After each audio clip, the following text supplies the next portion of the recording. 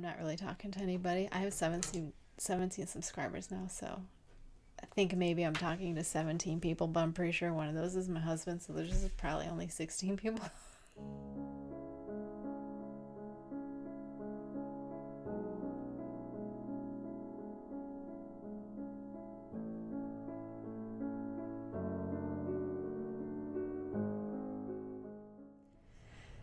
Hello, my darlings, and welcome to my little corner of YouTube land.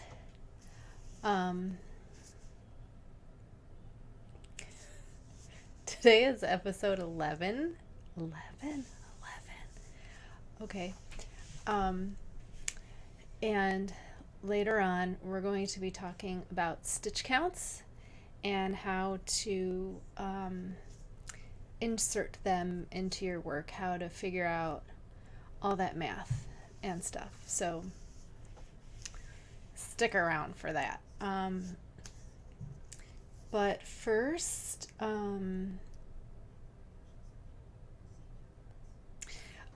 what I'm wearing. I'm hot today for some reason, so I took off my sweater. So this is Dragon's Hope. This is on Ravelry. You have seen this before, but I just haven't worn it before. Dragon's Hope. It's on Ravelry, and the yarn is a local to me dyer Destination yarn in Dragon Stone. And then this is the Targaryen symbol from Crafty Flutterby Creations, who is also local to me local-ish. She is in my state. So that's what I'm wearing. This is cheap stuff. It doesn't matter.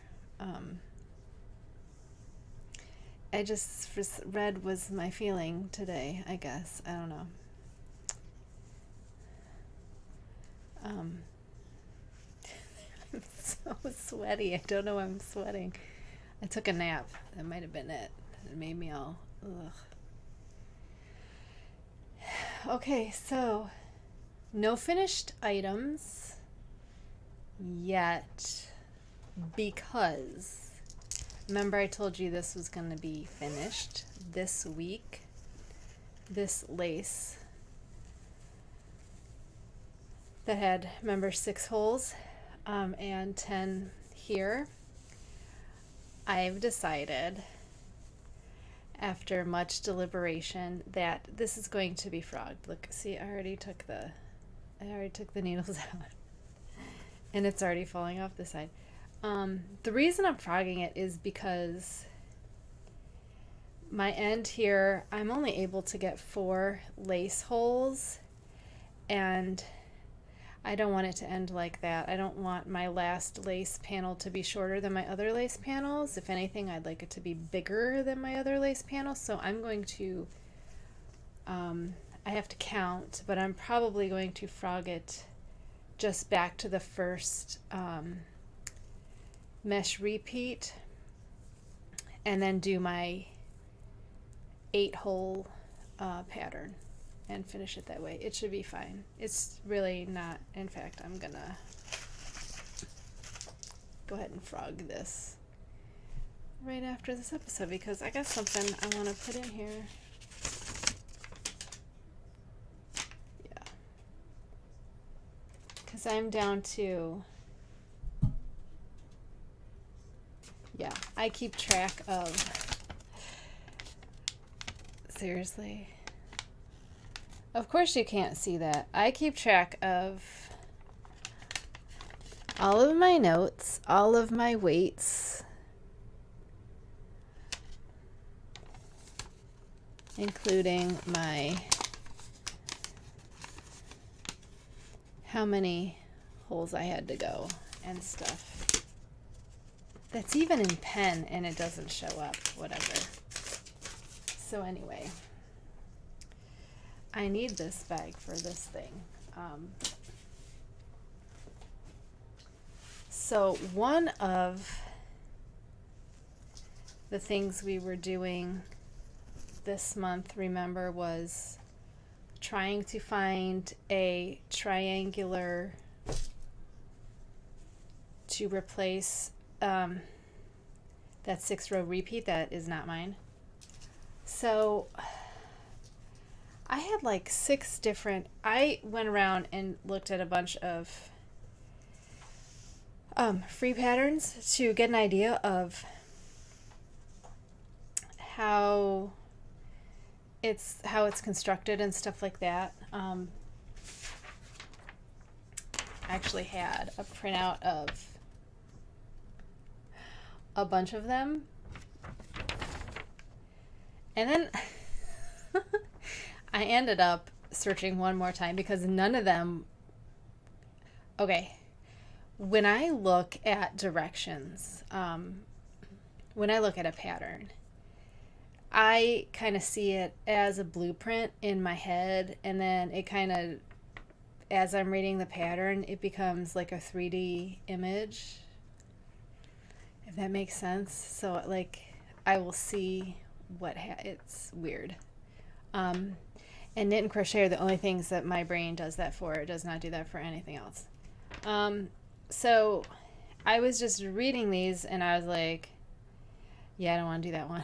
Like, don't want to do that one. Don't want to do that one. So I found one from, it was made with Lion Brand, but I don't remember who did it. And I liked their design. It's a real simple 2-row repeat. So what I did was I switched it a little bit. So I did a different increase, and then I added some of my finishing touches. Actually, the finishing touch is from my favorite 6-row repeat. So it is a simple 2-row repeat. And while it's different because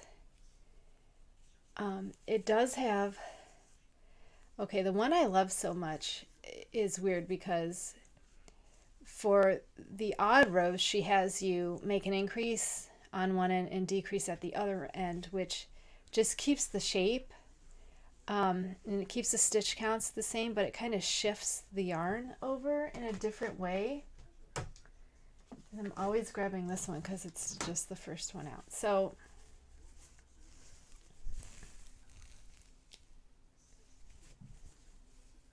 here's the top, right?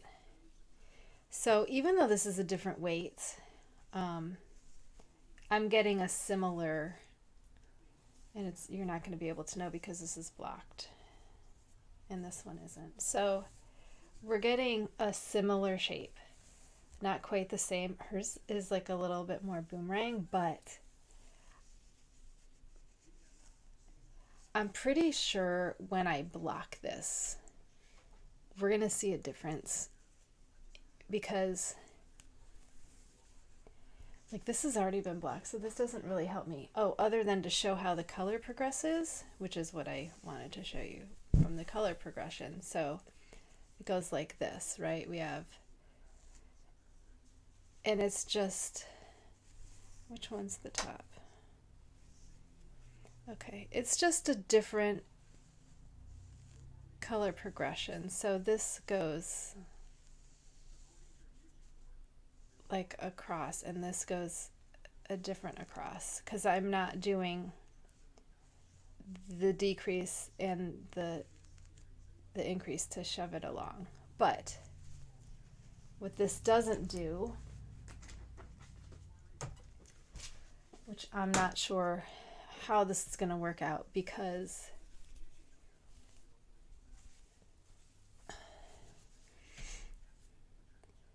you do see that that's an actual triangle, right? This is an actual triangle. I can pull this down, and that's an actual triangle. And I can even fold it again. It's still a triangle. So I was curious to compare it to that. I don't think it's as big as this yet. And this is on a shorter cord. But what I'm looking for is the actual shape of the, see, this is too hard to, it's too hard to figure out. So it is an actual triangle. See, it's a triangle. Equal, if you measure these, they are, I measured them, they're equal. So as long as my bind off is loose enough, and I'm pretty sure it will be, because I'm going to go up a needle size and do that Russian one. And then if I block it at the right angle and pull them both up to the same length, because this is superwash. Remember, I was going to do this in acrylic and it came out, I was like, this is immediately, you know, a triangle. And I kept making it bigger and bigger. And I'm like, eventually it's going to stop being a triangle. And it never stopped being a triangle. So I was like, I'm just going to go with superwash and see what happens. So this is worsted weight. This is actually Destination Yarn. This is in the colorway Winterfell. This is a worsted weight. I don't know what she names her worsted weights. And this is actually, this is going to be a fade into another indie dyer of a different name because of, if you watch Chevy Rell, she did, she talked about a yarn coitus make-along. And I looked up, there's a one picture for it. So it's a hashtag, hashtag. There's only one other picture, but I think she was joking about it. But I decided that's what this is going to be, because this was part of my Bloody Santa that I wanted to do, but couldn't figure out what to do with it. So I figured, this is the other color. This is Raider World from Tina's Twisted Fiber. So I figured, because this is worsted, I'm going to need at least 2 skeins to see if this is actually going to work. And I'd much rather do 2 skeins of worsted first before I do like a single of fingering, because that's going to take super long. And this won't take me as long, and it's a faster knit. And then like, I'm just worried about this top being long enough. That's my only worry, because it's a little bit, see, I wish I had one of the other ones unblocked, because I do block them aggressively and they do come into shape. So I really shouldn't be worried, I don't think. But I think I'll be able to get a real good proper triangle. So I'm real excited. And it's only 2 row repeats, so it's super easy. So this could be total beginner. I'm just hoping it works out that we can make a single fingering skein out of it, because that's like my actual goal of the pattern. So but if I can get 2 skeins of worsted to do it, then I can get a full skein of fingering to do it. And then that'll be something I'll probably do next month, maybe. Okay, what else is February die project. So, the most important part to show you. I figured out where that string that didn't get remember there was a bit that didn't get dyed. I was totally wrong with where it is, because it's right at the end. It is at the end of the skein.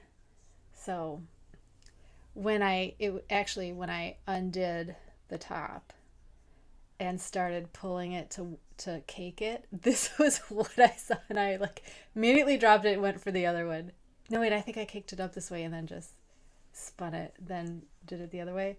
So it's not going to even bother us at all because that would have been cut off at the end anyway. So dodge that bullet. Anyway, I wanted to show you. It's on small needles because my big needles are on that lace that I haven't frogged it because, why haven't I frogged it? Because part of me doesn't want to, but the other part of me is I'm never going to be satisfied with it. Oh, on this too, guys, I did the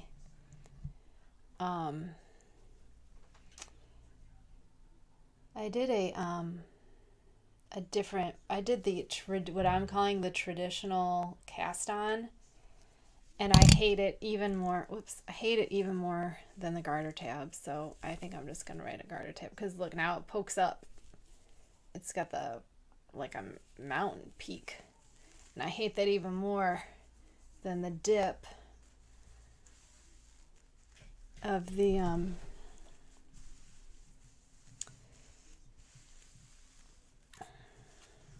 okay, so give me a little bit here. What I'm seeing is, again, that black V right in the middle, and then right above it we got a red one, and this too has the mirroring and the alternating with mirroring. So this I mean, we'll get to see, this is so dark in here. And the black came out very, very tonal because there was acid in the bath. Because I did the red first and I put in 2 grams of acid, and then when the red cleared, I put in the black. And I did the exact same thing with this one and did not have the issue at all. So so this black is not to my liking, so I've already come up with a way to make sure that never happens again. We're gonna switch some stuff up so I don't use the same water, but I hate not being able to reuse water, so like I dye in the same water that they soak in because I don't like to not reuse water. So anyway, this is just as gorgeous. See, can you see the tonal in that black? You see the white specks? Probably it's kind of loose, a bit loose, but oh, if I show you this way, there's white here, there's white here. Remember we had that whole part that was like not really dyed that well. There's another white one. So I mean, the black's okay. It's just really, really tonal.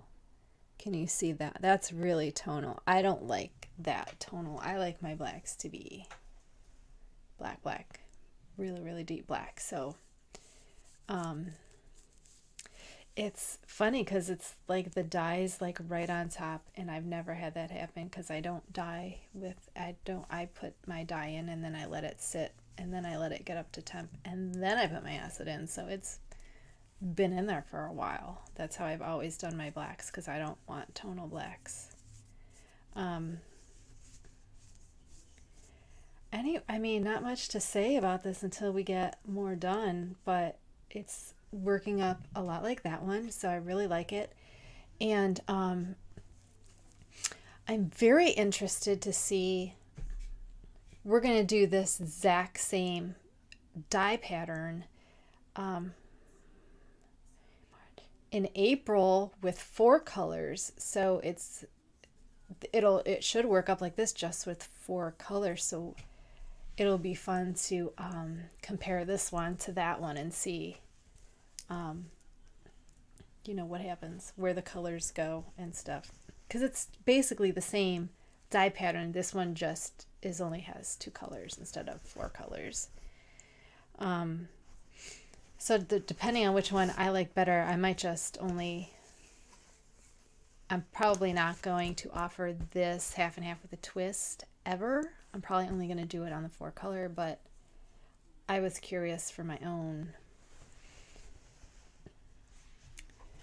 knowledge. I don't know. I was curious about it. Okay, so that brings us to our cashmere that we're doing the old shawl at the end, right? So I've done, I think, 4 repeats. No, 3.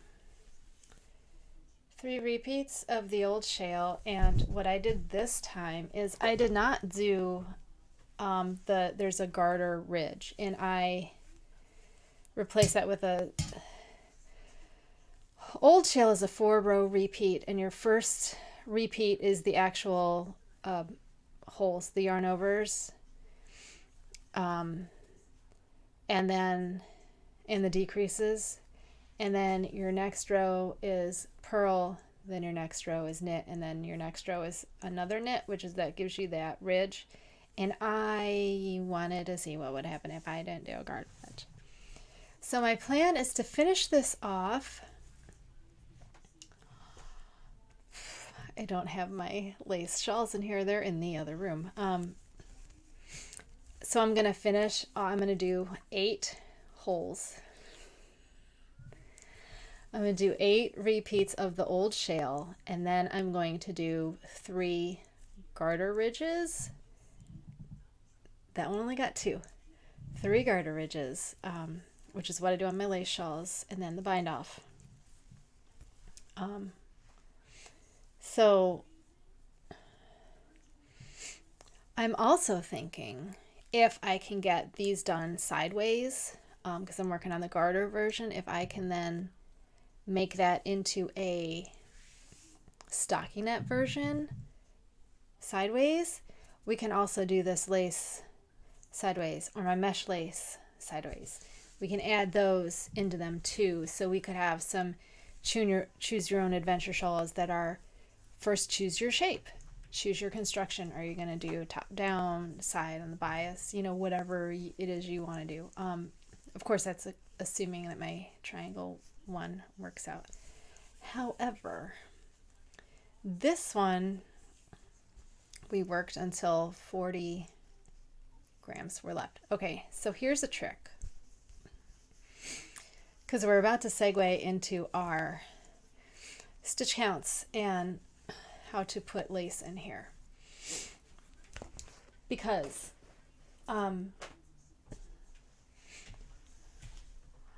unless you count every row, which I do not on my shawls, I do not count every row until I'm getting close to wherever I have to be. So like on that one, when I was at like 45 grams, then I counted my stitches to see how many stitches I had.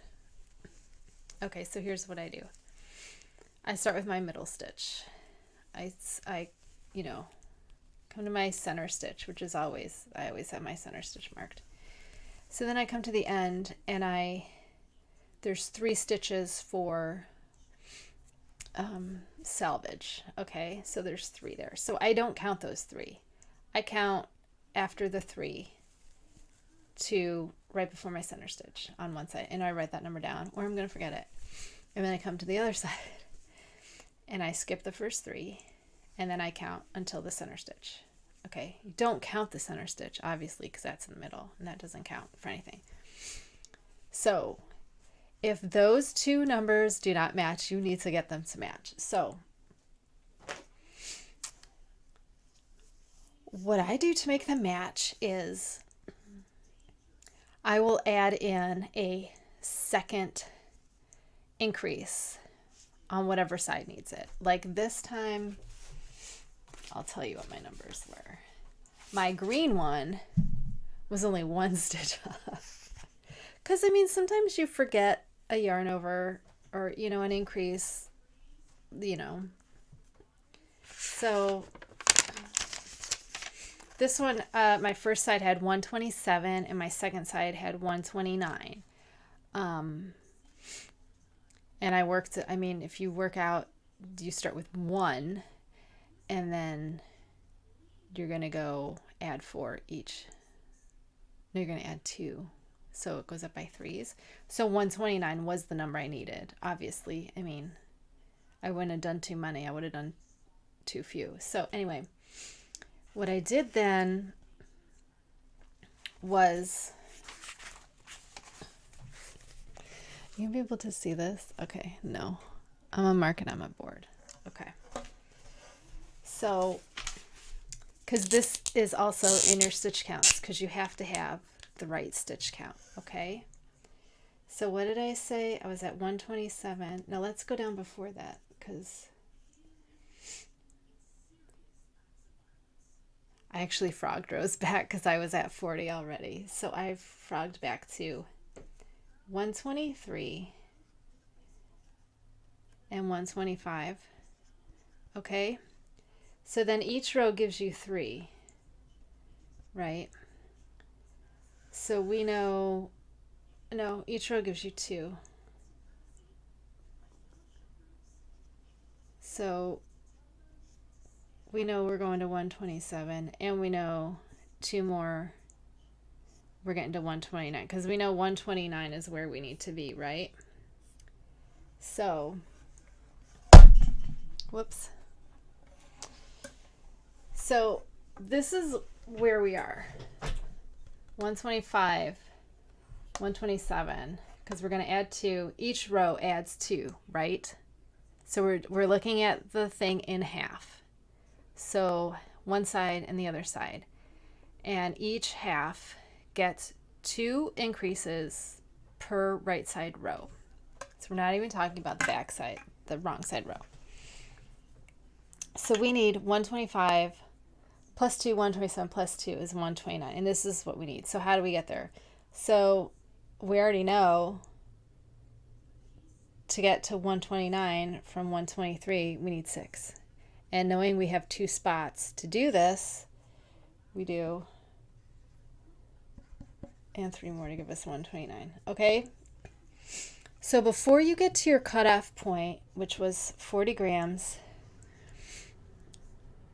you want to count your stitches and make sure, because this is going to be important when you're doing your lace, when you're inserting lace into your thing. Okay? So count your rows and figure out how many you need to add. So what I would do here is, since our row was knit 3, make 1 left, and then knit 2, center stitch, right? And then we do another increase here, make 1 right. So we need, somewhere in here, we have to put another increase. I like to do it right after this one. So I did knit 3, make 1 left, knit 1, and make 1 left again, and then knit X, make 1 right in your center stitch. Okay? And then your second side, you do normal, because you only need those 2 like normal. So if you do these for a couple rows, it's not going to matter. The more time you give, the more length, I guess, you give yourself, then the less that's going to be noticeable in your work. An extra stitch on a row is not going to make a big difference. But if, I mean, I certainly wouldn't go inserting 5 stitches here. I don't think I'd do more than 1 extra stitch. Then I would just frog back more and do that. And this also works because our increases are invisible, because we're doing the make 1 left and the make 1 right. So if your increase is a yarn over, you're going to see that there is a yarn over missing in your work. Because for the, I'm just going to make a mess. For this, for the dye project this month, I'm doing a yarn over edge. So if I skip one of those, I already did, but I found it on my way back when I was purling, and I just lifted up a strand like it was and it'll block out. It'll be fine.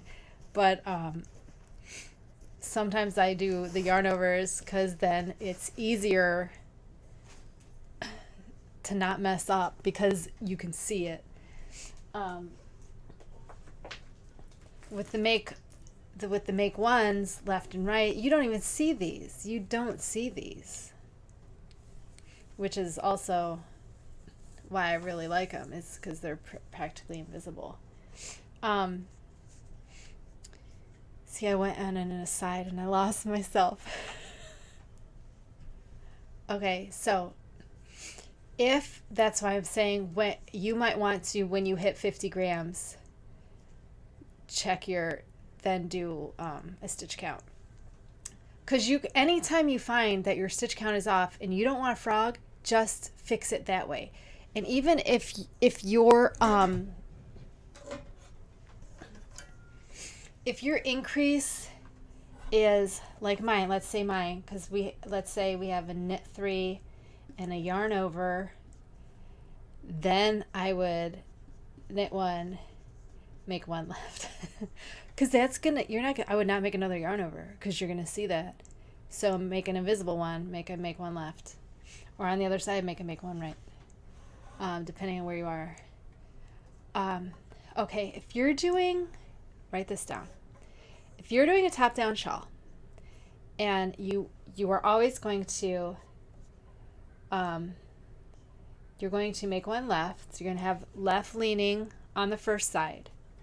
Then you're going to make 1 right by the center stitch.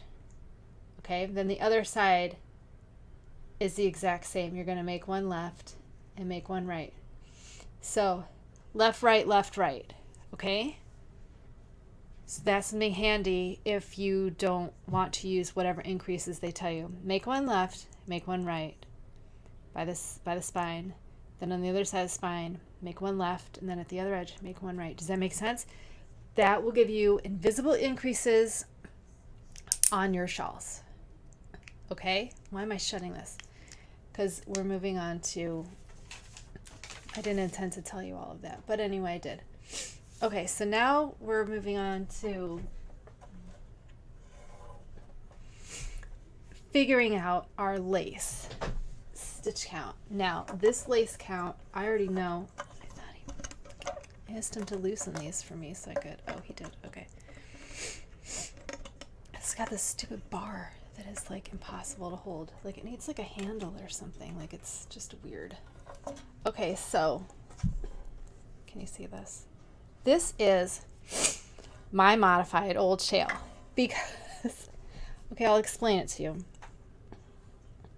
SSKs are left leaning, okay? So they lean to the left, to the left, to the left, like this, right? Left, maybe. And then you got some holes. And then the knit 2 together's knit right. So it's going to go like this. If you do this, it'll look like this. Okay? Okay. So once you hit your center stitch, right?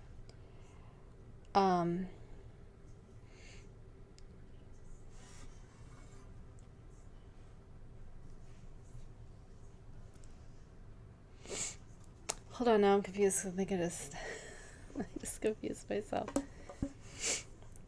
So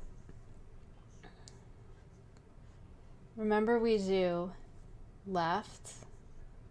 These are left leaning, and then our make 1 rights are right. So it's the same after the center stitch. We go to a make 1 left and a make 1 right. Okay? So again, you're going to follow these, okay? So these are left leaning, these are right leaning. So the thing I switch up, which you don't have to, but I do because I'm weird, is I flip this knit 1 yarn over, which no one's gonna notice. So don't even bother. I'm not gonna write it in the pattern like that, even though it's what I do. So these will be like this all across your thing. So because we have, and our increases tell us, so our make one left and our make one right already tells us which way to go. Right leaning is going to be on this side and left leaning is going to be this side. Okay, does that make sense? That's more of a design thing that you don't need to know unless you're going to design. So that's, no one really needs to know that. Okay, but anyway, what you do need to know is we have 129 stitches now, don't we? Because we just got everything up to 29 stitches. Now that is not including your 3 selvage edge stitches and your 1 center stitch, because we're not counting those because those don't get worked into the pattern. It's so hard to hold. I'm trying to get this more comfortable in my hand.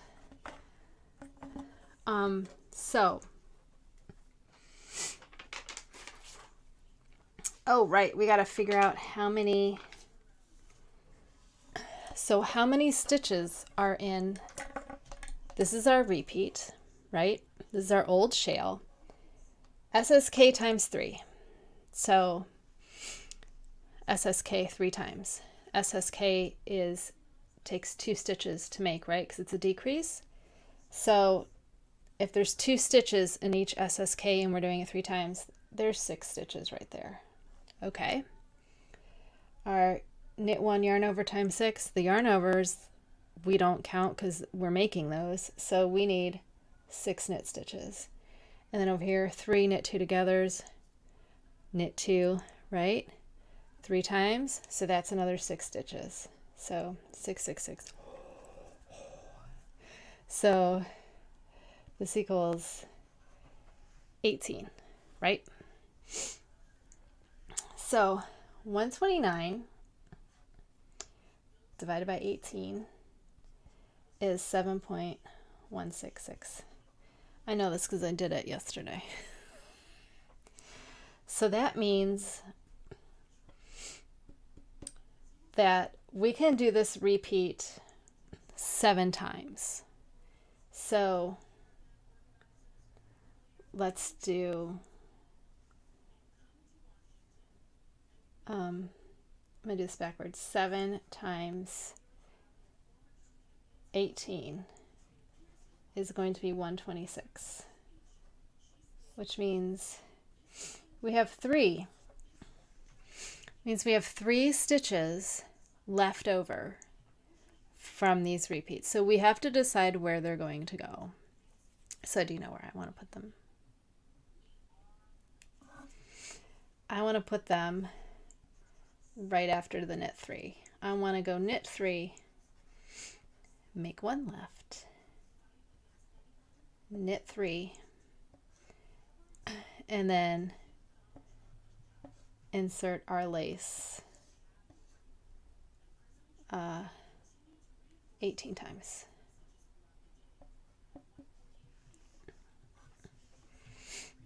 Does that make sense? I'm trying to think of, do you want to do my mesh lace?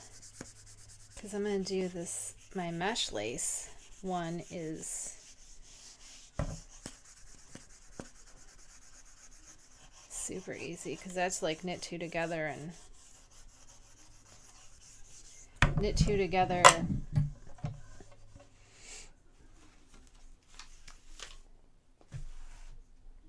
knit 2 together and yarn over, right? I don't have it written down. Yeah, yarn over, knit 2 together.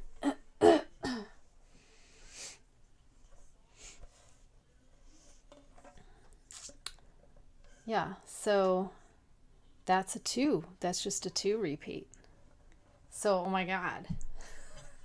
For 129, we're going to have 1 stitch left over. We don't have to do any math because it's a 2. It's going to be an even. So 129, you just have 1 stitch left over. So you're doing knit 3, make 1, knit 1, and then your lace. Even easier. Didn't even have to figure out how many repeats, so you just do it till and then you're gonna run out. But then whatever you do here, you're going to want to make sure that you do it on the other side. So we're going to end with knit 3, or make 1 right, and then knit 3, or a knit 1.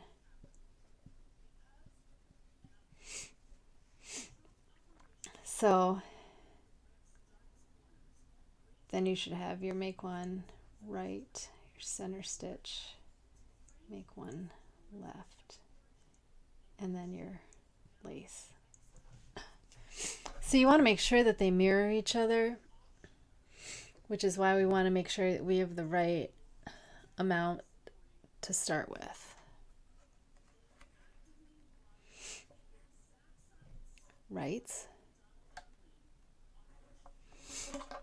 So if you are planning to do this, if you're planning to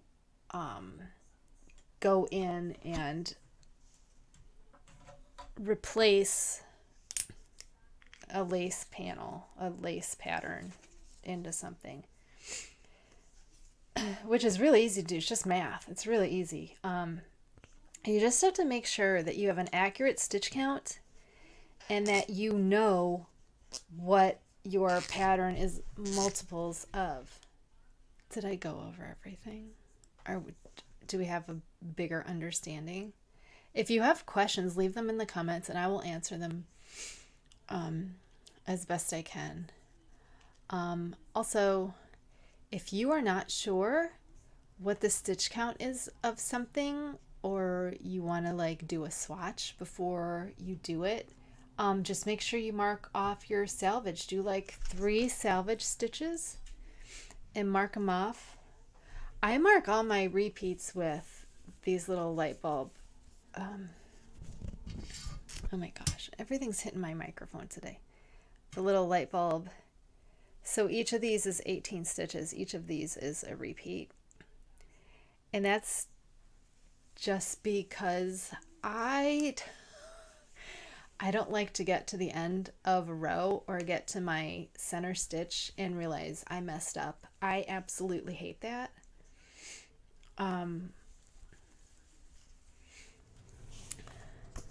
Is that enough about stitch counts? You could put in any lace you want and then just figure out where your extra stitches. You can also put the extra stitches by your center stitch if you want. Like, we had 3 left over, but like, let's say you had like 4.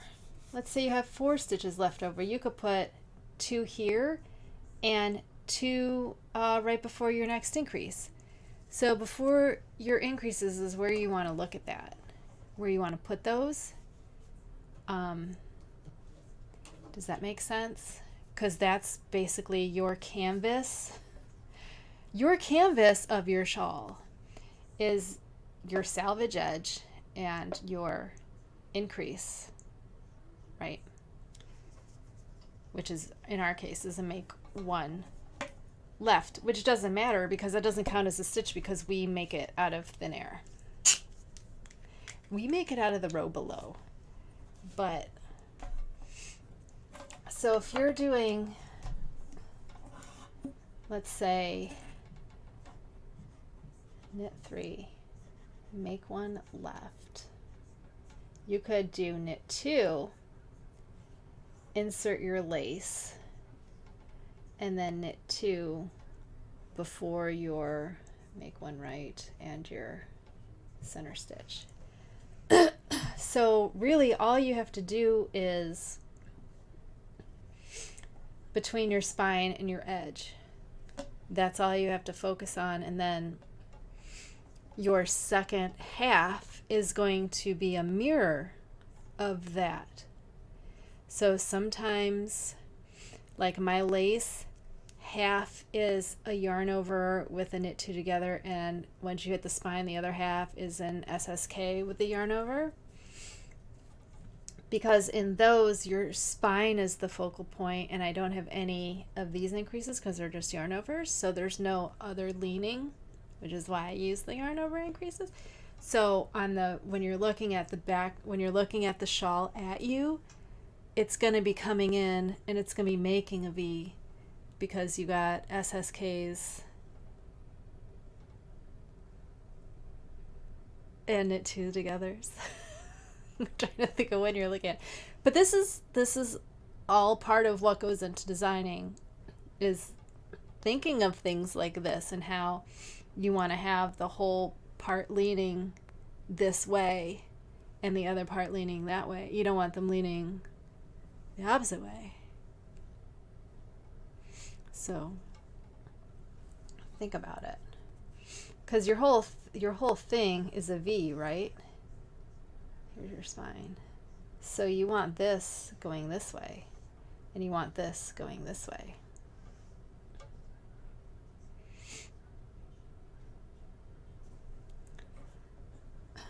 So there are more things than you think of that go into designing and stuff like that, especially if you're a good designer.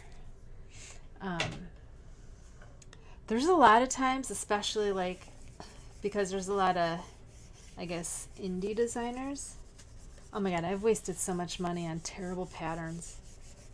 Ugh, that like don't even work and stuff like that. Oh, I hate that. Anyway, a lot of times, even good designers, there's a couple high profile designers that I can't stand because they don't do stuff like that in their work. They don't take the time to pick or to use the right decrease, and I think their work looks like crap. And then if I'm going to spend $7 on a pattern, I better not have to rewrite any of it to make it right. So I'm just saying, I've got some that are not at all as, some designs that don't work out as good as they should, and that's really too bad that they don't have the force behind them to say, you know, maybe this would be better. You know, if you are ever testing for me and you think you know of a better thing than what I'm doing, if you're like, hey, you know what would look better here, what would work better as an increase, as long as it's not a KYOK in a yarn over from the previous row. That's what I couldn't remember that makes my one side of my shawl so much bigger. It's like Birch Bark Canoe or the Spindrift. One of those, because I made both of them and I made them both around the same time and frogged them both because they just did not work out for me. And then I think I confused one of the patterns with the other, so I just gave up. But the one has the yarn over on the wrong side and then on the right side, or is it the other way? You make a KYOK, a knit, yarn over knit, into the yarn over. My shawl was like 5 inches longer on one side. It was ridiculous. So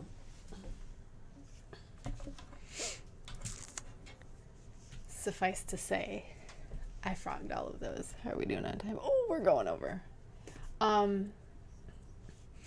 I do have squishy mail that I forgot because we got into that. So this is Yarn Baby by Shannon. This is on Tab of the Sock 450. 450 yards, 80/20 superwash merino and nylon on Tabitha Sock. Did I already say that? Tabitha Sock. This is, the colorway is Robin Eggs, and it's going to be all blown out, but it is a minty green. It's not quite a baby green. It's a pure minty green. It is that bluish, cool minty green with a bunch of pink and blue. It looks like just pink and blue, and then they made purple. It looks like cyan and magenta. And then sometimes they made some purple when they got together, maybe. And then the blue darkened up the green a little bit. This green this green and the other green. There's two greens that are my favorite that are like, there's like this minty green, and then there's also like a baby green, which this seems to kind of have both of them in it. But there's like a baby green that isn't actually blue, doesn't actually have blue in it. And that's probably my more favorite. But then I do like the minty green, which is like mint chocolate chip ice cream. I do love that green too. Like, this is my favorite green to look at. And I really think that this needs to be like put with some black. Did I think everything needs to be put with some black? This needs to be mixed with some black. I was thinking maybe mixing it, doing up a skein, maybe like a charcoal, maybe with some of the same speckles, because I can speckle these colors. I got magenta and cyan. I got those I can speckle. I was actually thinking of doing that. I thought that might be fun to, it looks so neon, and it's not neon at all. It's a really, really pretty color. I think I saw this on Instagram and I had to have it immediately because I'm insane.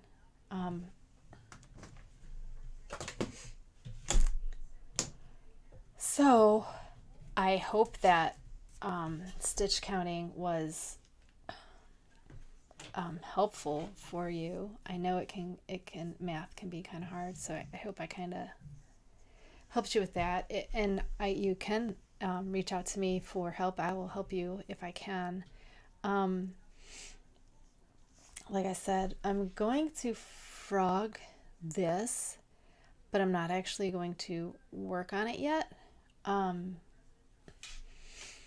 Because I want to get my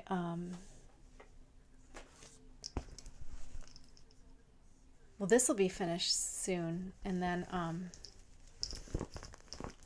this will be finished soon in the next few days, and then I'm still working on the dye project, which will probably be another week, maybe. That might be closer to finishing. I'm not sure. I gotta weigh how much is left, and then that triangle, I don't know how long that's gonna take, but I'm really not gonna work too hard on that triangle. I'm gonna focus on this and the dye project, because I also still have a top to make. I have that burgundy top to make, and then I might be starting a test knit that I was supposed to start last fall, because she finally got back to me and she was like, you can just do it early if you want, because I was going to redo it in the spring. And I'm like, whatever, I'm ready now if you want to send it. So if she sends it, I'll be starting that, but that'll be my daily thing, because the rest, all of these now are mindless. This lace isn't even hard, and then the dye project is all stockinette until we reach the end, and then we do 2 rows. I might do 3 rows just to see if it makes any difference, which might be why I haven't cut the end off of this, to see if I want to make this in 3 rows. And then we have our triangle, and then we still have the top, the burgundy top I want to make. So I don't see a problem with getting all this done. We should get all this done. We got 2 whole weeks. So all of this should be done. And maybe not the triangle, because I do want to focus on the test knit when it comes in. But this will I'm going to recake and do it another month. You know, it doesn't matter, 'cause I already know what I'm gonna make with it, so that can wait. We've got plenty of months coming up, spring and summer, to make there. So next week's episode, I don't know why I tell you guys, I'm not sure you care knowing what next week's episode is going to be. We just did stitch counts. Oh, so we're planning March projects already, so we got to see what we're going to do for March. And then the next episode is the end of the month, beginning of the month, which we always have. And then after that, it's the March dye project. Oh my god, this month is just flying by. Holy crap. I feel like I haven't had time to do anything. But that's pretty much how it goes. Everything gets done at the last. I mean, we've already hit all our goals. I think we've cracked that triangle shawl. I'm really hoping that we got it. And I like it's got the same, I did use the same beginning and end of, well, not one end of one, not the end of one, but I used that because I wanted the same type of hard structure on there, which is why I think I like it so much. So even though we don't have that same shape exactly, I might like this shape better. I don't know. We'll see. And if I don't like it, then we'll have to go with more than a 2-row repeat. But I thought a 2-row repeat was really, really simple, and I'm pretty sure maybe I can block it and have it be wearable. So maybe I might like it better. I don't know. You don't know. Nobody knows. That's my favorite thing. I say it to my husband all the time when he says something. I go, you don't know. You don't know. By the way, he got so mad at me last week when I said that I'm a one-woman show, and he's like, what am I here? What do I do? So I have to say that my husband comes in and sets up the camera and the lights and everything, and then he edits it and puts those stupid things at the end with the stupid music. So whatever. He does stuff. And then he tries to give me something funny to put at the beginning. So I hope I didn't say anything funny this time, so he has nothing to put there. I'm just kidding. Of course, I'm very thankful for his help because I don't know how to do any of this crap at all.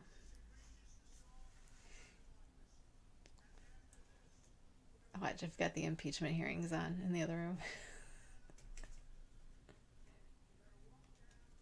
I remember watching Clinton's impeachment when I was younger because I've always been interested in law and government and stuff like that. So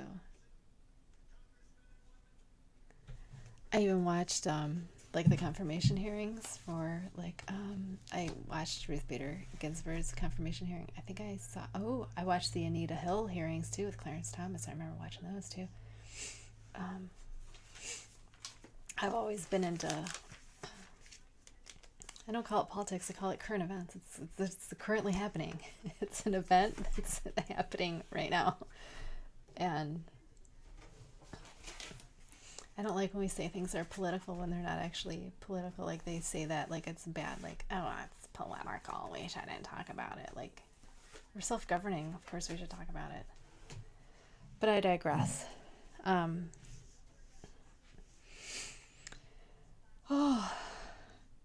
This episode hurt my brain. So I hope you learned something. If anything's unclear or if I made a mistake, please drop it in the comments because, again, I did not really have notes. I just kind of flew by the seat of my pants like I like to do with stuff. But I hope that is helpful, and I hope that you can put lace inserts, and you'll definitely be able to do it in, when I get this written up, you'll be able to put your lace inserts in there. And I might actually, in the Choose Your Own, I'll give definitely my lace insert and the old Shawl insert. And then, like I said, that's going to be more for intermediate knitters that can do that sort of thing. But of course, like anything, reach out if you're in trouble, and I'll help you as best I can. And it's not really hard, so it's as long as you can count. That's the hardest part, is count for me, is counting the rows, because like you count a row and I'll get like three different counts, because like I'll forget what I'm doing. Like I have to count out loud to myself because otherwise I hate counting. I wish I had a child, because I had to be like, count how many. It's, use that education. Count this for me. But I just have dogs and a cat, and they don't count. So my loss, I guess. I'm starting to have so much fun when I do these episodes that I don't want to say goodbye, even though I'm not really talking to anybody. I have 17 subscribers now, so I think maybe I'm talking to 17 people, but I'm pretty sure one of those is my husband, so there's just probably only 16 people. I get slap happy at the end of these. Okay, I'm still sweaty. I don't have a... Oh, my Amazon package was delivered. Okay. It's nothing fun. It's just fiber. So,